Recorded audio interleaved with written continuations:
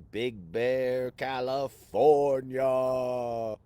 I'm here this morning and happy to see everybody. It's getting colder out in the morning up here, um, but I love it. It's beautiful.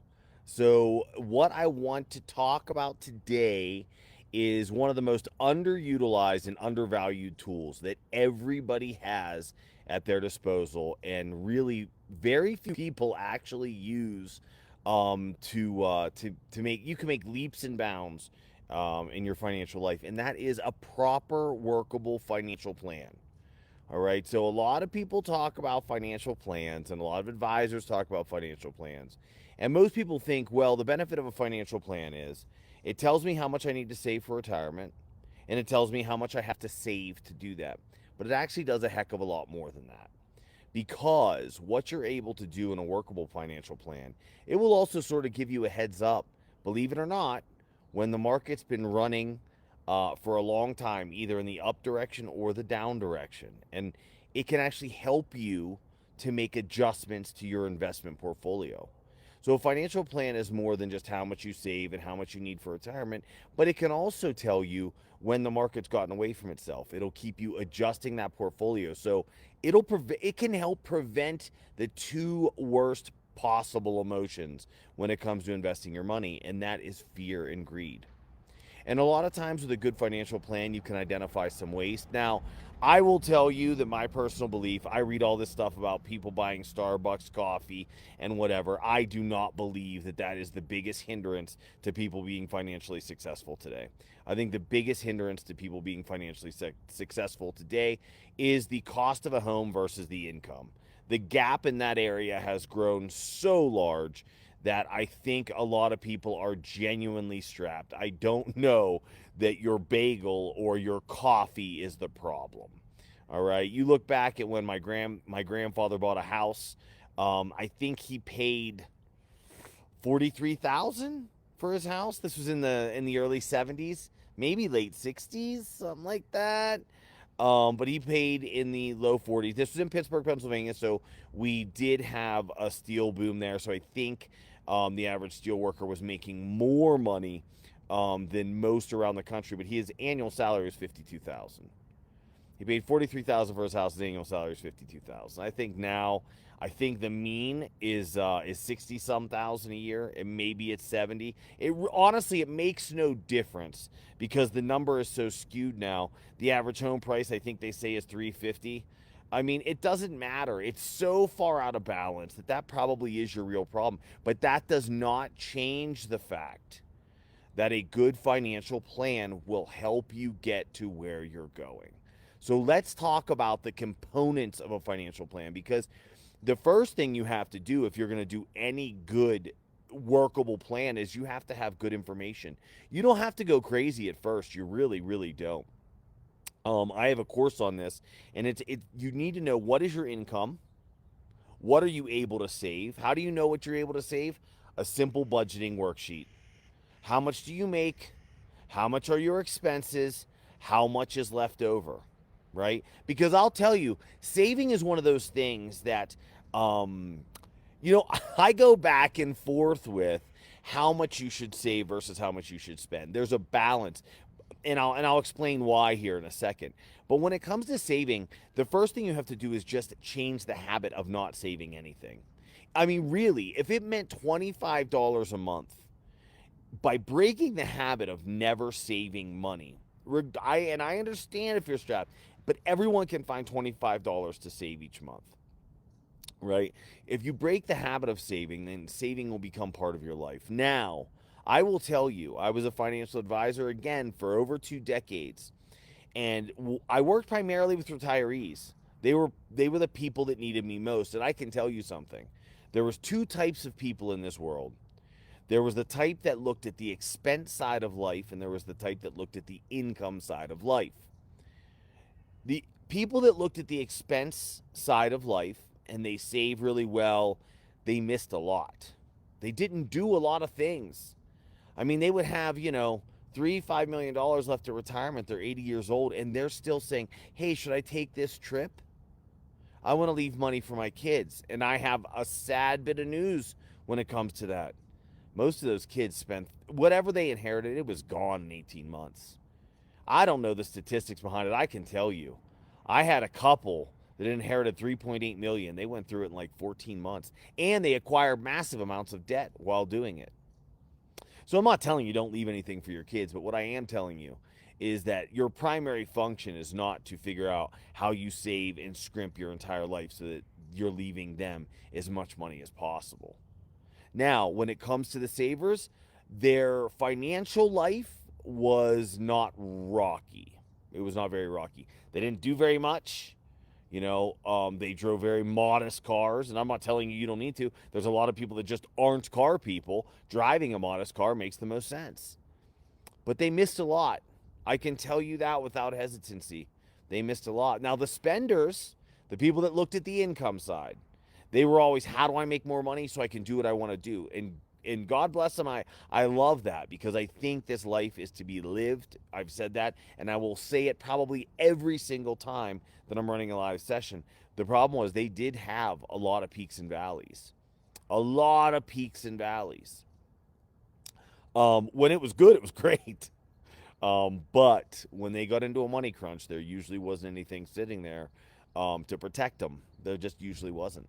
And that for all ages, you know. I mean, these are retirees, and I looked at their entire lives, and they would tell me what happened to them and what they'd been through and so on and so forth. So I can tell you that, it could be a bit more rocky for them.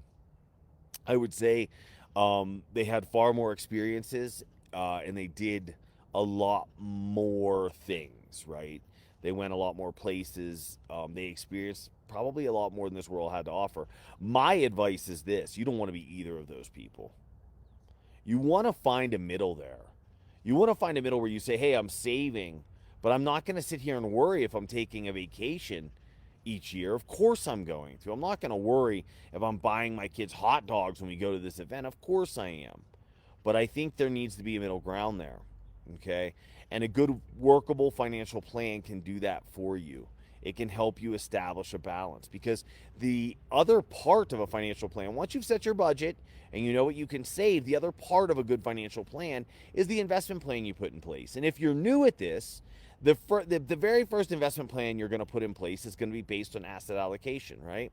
And that is simply the theory that if you own a little bit of each asset class, you can control risk because you're not fully exposed to market risk. You're not fully exposed to interest rate risk. So you're varying your risks, and you can adjust those risks by how much stocks you own versus how much bond you own versus how much real estate you own. And I go through this in my financial planning like a pro course as well, where you can make those adjustments. And what those adjustments do is they keep you in balance, because you're going to set up a rebalancing schedule probably once every 3 months. A lot of people like to let their winners run a little longer, so they might rebalance once every 6 months. But what's going to happen is if the stock market goes nuts for 6 months and you have your investment portfolio set to rebalance after 6 months, it's going to pull back some of that risk.